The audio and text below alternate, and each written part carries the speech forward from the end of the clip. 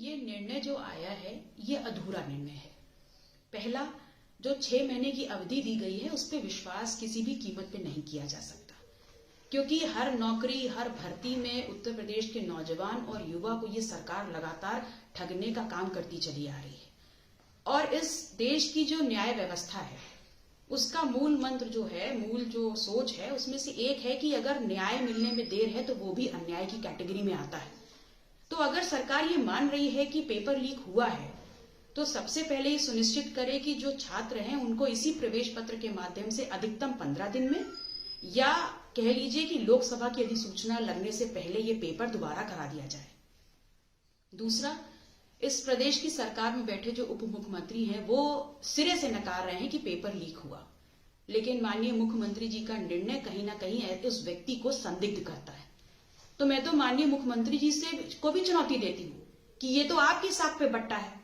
अगर आपकी सरकार में बैठा हुआ कोई उप मुख्यमंत्री ऐसा कह रहा है तो सर्वप्रथम आप ये सुनिश्चित करें कि इसकी किसी भी प्रकार से एक गंभीर जांच हो और जिसकी भी संलिप्तता हो उसके खिलाफ कठोर कार्रवाई की जाए। आप इस चीज को आंकड़े हैं निकाल लेना।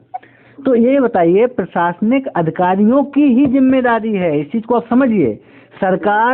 सरकार पूरी जिम्मेदारी से अपना काम की है। सरकार ने पूरा पैसा लगाया है, सेंटर बनाए हैं, सरकार ने CCTV लगाए हैं, लेकिन आखिर एक प्रशासनिक अधिकारी क्या कर रहे थे? हमारा सवाल ये है।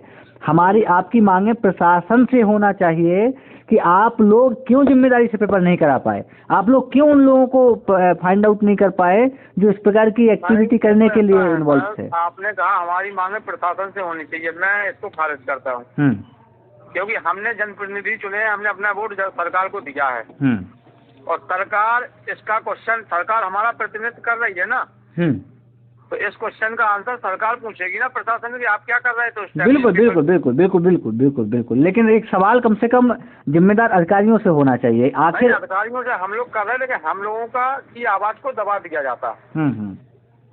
आप पता है आपको कितने लोग क्षेत्रों में पढ़े लिखे हुए हैं, कितनी जल्दी लोग डर जाते हैं, अपनी बात ही नहीं रख पाते हैं, क्योंकि सबको डर होता है कहीं किसी के ऊपर कोई मुकदमा न लिख दिया जाए। बिल्कुल बिल्कुल, पक्का पक्का पक्का, ठीक है। तो आजकल आदमी बात करने से ही डर रहा है, तो मांग कहाँ से करेगा भैया, ये तो आप जानते ही हैं। आप खुद गांव से बिलोंग करते रहे हैं, आपको खुद सारी चीजें पता है। बिल्कुल बिल्कुल बिल्कुल, जमीनी हकीकत से आप बहुत अच्छे से परिचित हैं क्या है। बिल्कुल बिल्कुल जयप्रताप सर, हम आपकी बात को जिम्मेदारी से उठाएंगे भी और अपनी बात को अपने लेटर हेड के थ्रू रखेंगे भी। आपसे हम बस कुछ शब्दों में जो पूरा इसका कंक्लूजन है, पूरा इसका सारांश है, आपसे जानना चाहेंगे कि आप क्या कहना चाहेंगे सरकार से अपनी बात को। हम तो ये चाहते हैं कि भाई अच्छे से जांच कराइए आप, और जो दोषी हैं उन पर कड़ी से कड़ी कार्रवाई कीजिए। और आप जैसे शिक्षकों को दबाने से अच्छा है आप उन लोगों तक पहुँच के, सरकार काम भी कर रही है कि जो दोषी हैं, और इसमें अगर थोड़ी सी भी 20% 10% भी आपको ये लग रहा है कि पेपर कहीं ना कहीं से दिक्कत में आ गया है, तो आप दोबारा करा दीजिए बच्चों के हित में, और नहीं आया है तो आप प्रमाणित कर दीजिए बच्चों के हित में, तो बच्चे खुद संतुष्ट हो जाएंगे, और बच्चे संतुष्ट हैं तो हम संतुष्ट हैं इस चीज से। बिल्कुल, बच्चों की जो मेहनत है, बच्चों का जो लगन है, जो उन्होंने अपना पूरा दिया है, तो उसका मेहनत जो है उनकी खराब नहीं जाना चाहिए। या फिर एक ऑप्शन और है कि इसके बाद छोटा सा एग्जाम और रख लीजिए कोई, एक ऑप्शन निकल सकता है अगर सरकार का, लेकिन ऐसा कोई बोर्ड ने नियम नहीं बनाया, उन्होंने लिख के नहीं दिया था, तो उसमें फॉलो नहीं हो पाएगा ये। नहीं, जैसे कभी कभी होता है कि लग रहा हो कि इस बच्चे ने इसमें नकल हो गई हो तो अगले में एक और एग्जाम रख लेते हैं। बिल्कुल बिल्कुल, जो पढ़ने वाले हैं वो तो मना नहीं करेंगे। बिल्कुल बिल्कुल बिल्कुल बिल्कुल, और इसमें कहीं ना कहीं कुछ आपके जो पॉइंट हैं बहुत काफी हद तक बिल्कुल सही हैं, और सरकार अब हो सकता है कि कोई डिसीजन लेगी, और सभी को सरकार पे पूरा भरोसा है। सरकार भाई हम लोगों की जनता की सरकार है, हम लोगों ने चुना है, तो उस पर भरोसा भी है, और माननीय योगी आदित्यनाथ जी जो भी निर्णय लेंगे वो हम सबको मान्य भी है। बिल्कुल, हमारी आपके तरफ से हम आपके साथ खड़े होने में अपना पक्ष रखते हैं। माननीय मुख्यमंत्री उत्तर प्रदेश सरकार और जो भी उत्तर प्रदेश पुलिस भर्ती बोर्ड है, हमारा निवेदन है रक्षक टीवी इंडिया और रक्षक फाउंडेशन इंडिया परिवार का, हमारे साथ लाखों लोग हमसे जुड़े रहते हैं, लाखों लोग हमसे उम्मीद करते हैं।